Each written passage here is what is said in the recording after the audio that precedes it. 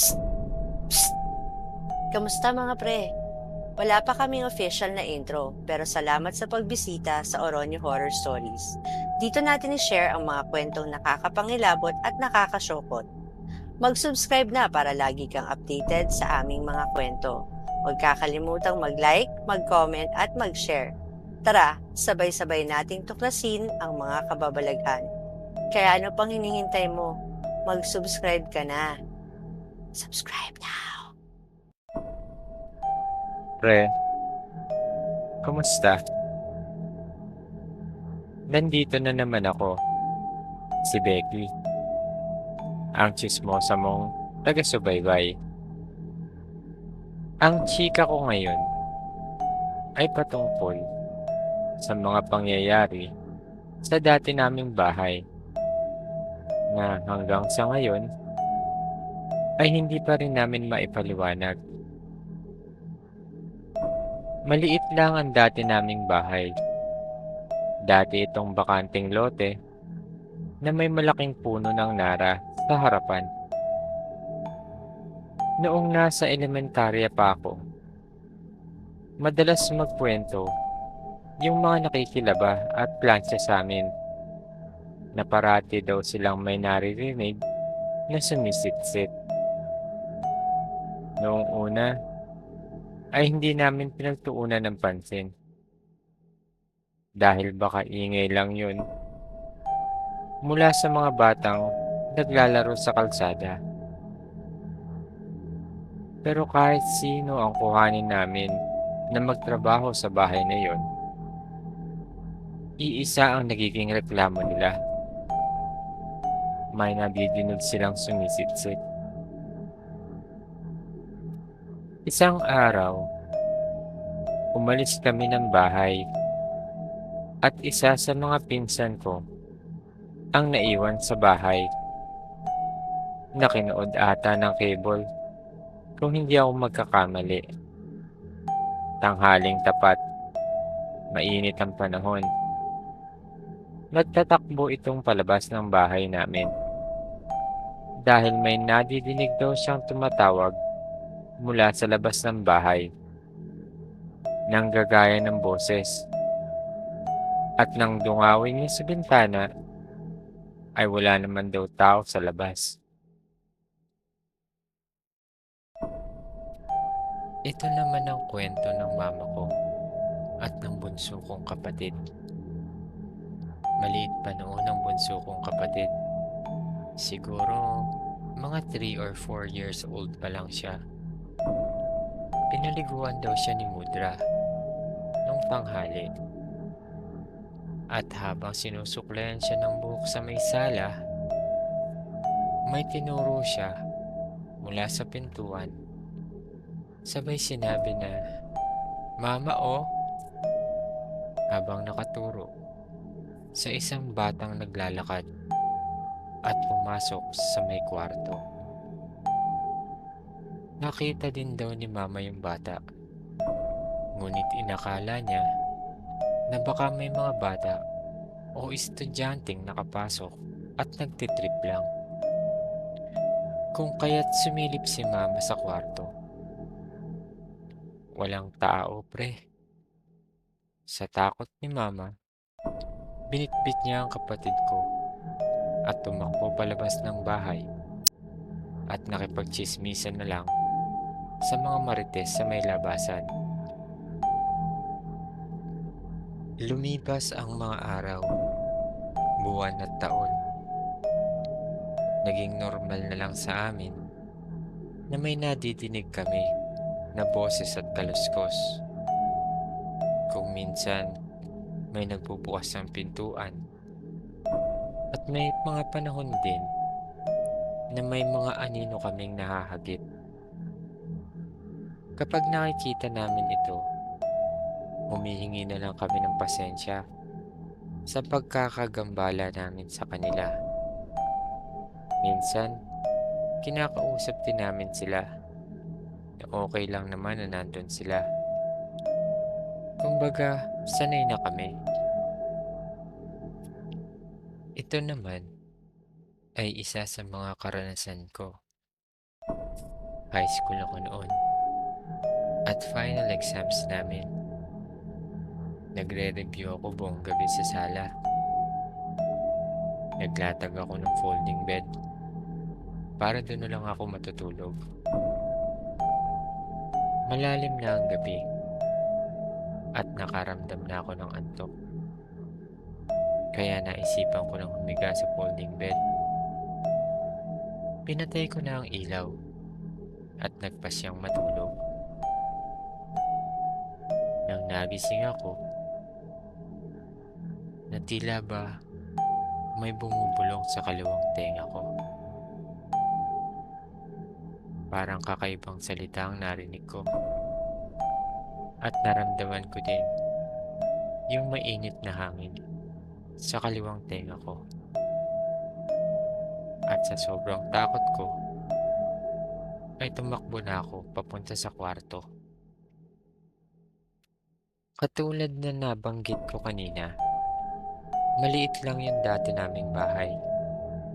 Kaya share kami ng kapatid ko sa kwarto. Pagpasok ko ng pinto, nagising ang kapatid ko at nagtanong kung sino ang kasama ko. Tumingin ako sa kanya ng may takot at kaba. Habang yung kapatid ko naman ay tila ba nagtataka. Kinaumagahan, habang nag-aalmusal, nagtanong yung kapatid ko kung nagpatulog daw ba ako ng kaklase ng gabi. May nakita daw siyang magandang babae na nakaakbay daw sa akin.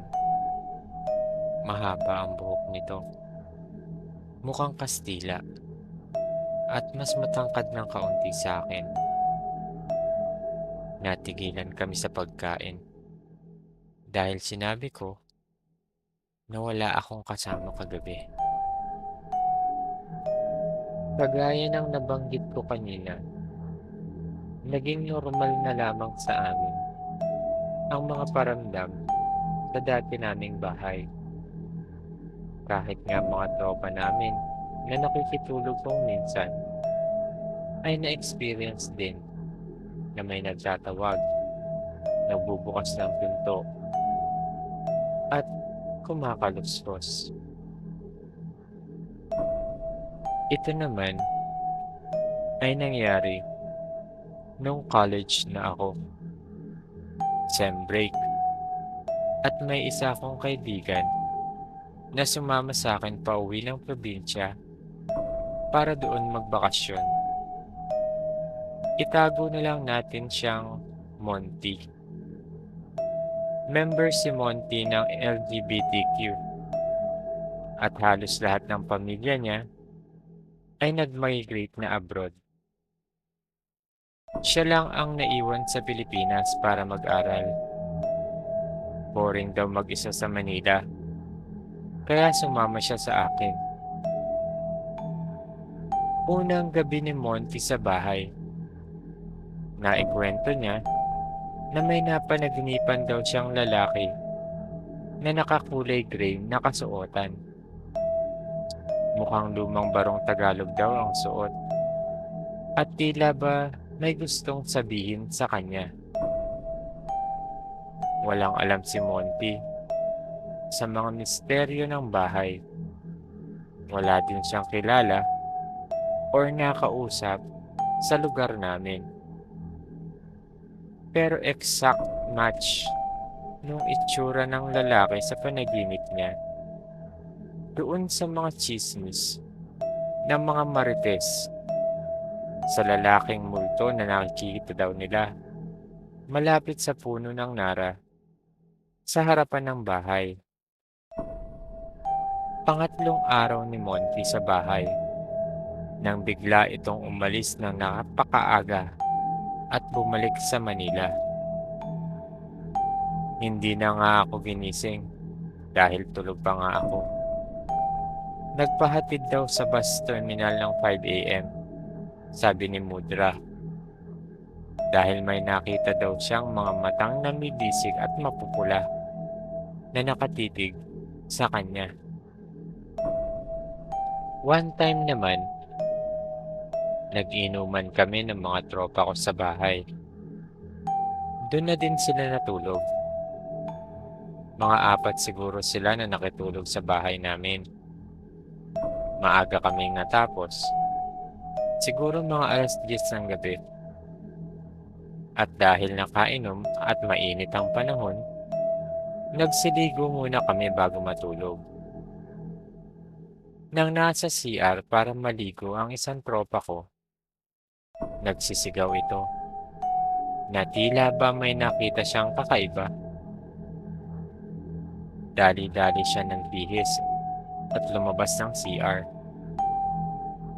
May nakita daw siyang mga mata, mapupula at nanlilisik mula sa bintana.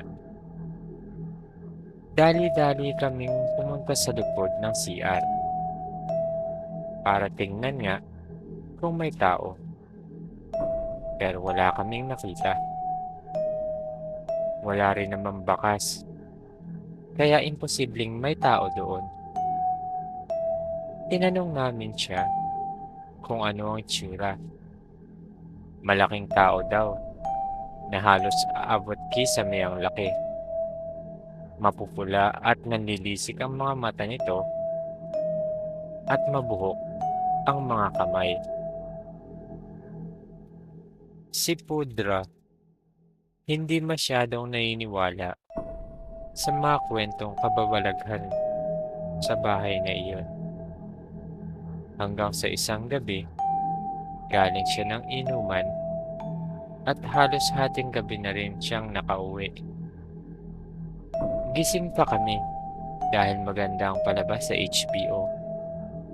Gulat na gulat kami dahil halos humahangos siya sa pagbukas ng pintuan.